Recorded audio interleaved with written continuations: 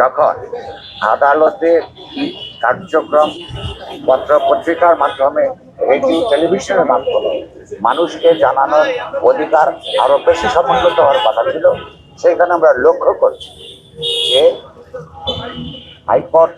হাইকোর্টের সর্বোচ্চ পর্যায়ের নেতৃত্ব বাংলাদেশের এই মানুষকে তথ্য জানানোর অধিকার থেকে বৈচারিক বৈচারিক যে ন্যায়পরায়ণতা সেটা স্বচ্ছভাবে হচ্ছে কিনা বা ওগুলি কিরকম হচ্ছে সেইটা জানানোর অধিকার। আমার মূল কথা বলার আগে এই বিচারিক প্রশাসনকে একটি কথা মনে করে দিতে চাই। অতীতের বিভিন্ন সরকার যখন আদালতের বা বিচার বিভাগে গলার ছুটি চেপে ধরেছে তাদের কাজকর্ম ঠিকমতো সম্পাদনার বিরুদ্ধে, তখন এই সংবাদ মাধ্যম বরাবর তাদের পক্ষে অবলম্বন করেছে। এমনকি যখন বিভিন্ন রাজনৈতিক দল তাদের পছন্দ হয় নাই বলে বিভিন্ন বিচারকের রুমের মধ্যে লাথি মেরেছে, ধাক্কাধাক্কি করেছে, ভেঙেছে, তখন বাংলাদেশের গণতন্ত্র পরায়ণ সংবাদ মাধ্যম আদালতের পক্ষে দাঁড়িয়েছে তার অধিকার সমুন্নত করবার জন্য। সেই সংবাদ মাধ্যমের দায়িত্ব পালন করার ক্ষেত্রে যখন সর্বোচ্চ আদালত বাধাগ্রস্ত করে, বাধা তৈরি করে এবং বিভিন্ন সময় দীর্ঘদিন ধরে তাদের সঙ্গে সমঝোতার চেষ্টা করার পরেও যে সেটা যখন সেই তার প্রতি যখন সম্মান দেখানো হয় না, এই মুহূর্তে সেই নেতৃত্বের, এই বৈচারিক আদালতের নেতৃত্বের গণতন্ত্র পরায়ণতা নিয়ে আমাদের মধ্যে প্রশ্ন জাগতে বাধ্য। দ্বিতীয় প্রশ্ন হচ্ছে, ইতিমধ্যে বলেছেন অনেকেই, ওপেন কোর্টে বিচার করা, উন্মুক্ত আদালতে বিচার করা, জনসমক্ষে বিচার করা বাংলাদেশের রাষ্ট্রের সংবিধান তার দিক থেকে এটা একটি বাধ্যবাধকতা। যেই বিচার বিভাগের সর্বোচ্চ কর্তৃপক্ষকে বাংলাদেশ রাষ্ট্রের সংবিধানের কোনো অধিকার যদি ক্ষুণ্ণ হয় সেইটা সমুন্নত করবার অধিকার দেওয়া হয়েছে, সেই বিচার বিভাগ নিজে যদি সেই অধিকারকে লঙ্ঘন করে, যেটা একটা দুঃখজনক, দুর্ভাগ্যজনক এবং লজ্জাজনক ঘটনা।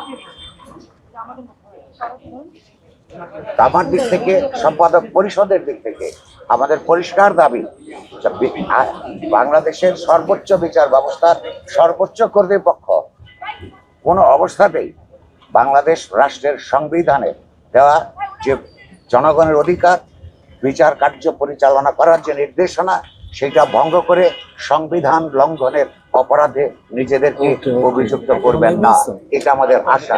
ইতিপূর্বে আপনাদের এখানে আসবার আগে, আরো 2 দিন আগে, আমরা রেজিস্ট্রারের মাধ্যমে আপনাদের এই সমস্যা এবং আপনাদের সমস্যা অর্থাৎ সংবাদপত্রের সমস্যা, অর্থাৎ পুরো জনগণের বৈচারিক কার্যক্রম সম্পর্কে জানবার যে অধিকার, সেটা সংক্রান্ত যে সমস্যা তৈরি হয়েছে, এটা নিয়ে সমঝোতার ভিত্তিতে আলাপ আলোচনা করার জন্য আমরা একটা অ্যাপয়েন্টমেন্ট চেয়েছি 3 দিন আগে। এখনো পর্যন্ত আমরা তার কোনো উত্তর পাইনি। আশা করি প্রধান বিচারপতি সহ আপিলেট ডিভিশনের সমস্ত সম্মানিত বিচারপতিগণ এই জিনিসটার গুরুত্ব অনুধাবন করবেন। তাদের পরিষ্কার বোঝা দরকার, তারা যেই ধরনের কার্যক্রম সংবাদ বিতরণের বিরুদ্ধে করে যাচ্ছেন, এটা পরিষ্কারভাবে বাংলাদেশ রাষ্ট্রের সংবিধান বিরোধী। এই সংবিধান বিরোধী অবস্থান থেকে তারা ফিরে আসবেন। তাদের যদি কোনো প্রায়োগিক সমস্যা থাকে, সেটার সমাধানের কি পদ্ধতি আছে, সেটা সংশ্লিষ্ট আলোচনার মাধ্যমে আমার মনে হয় সেই সমস্যার সমাধান করা সম্ভব। প্রশ্নটা হচ্ছে, এই ঘটনার যে সূত্রপাত ঘটে, আমি আবারও বলছি, সেখানে কোনো একটা কাগজে কোনো একটা বা 2টা রিপোর্টকে কেন্দ্র করে তারা সংক্ষুব্ধ বোধ করেছেন, বলেছেন সেটা ভুল হয়েছে। এই ভুল সংবাদপত্র করতে পারে, বিচার ব্যবস্থার মধ্যে বিচারকরাও ভুল করে থাকেন। বিচারকরা ভুল করে থাকেন বলেই বিচার ব্যবস্থার মধ্যে আপিল করার ব্যবস্থা থাকে।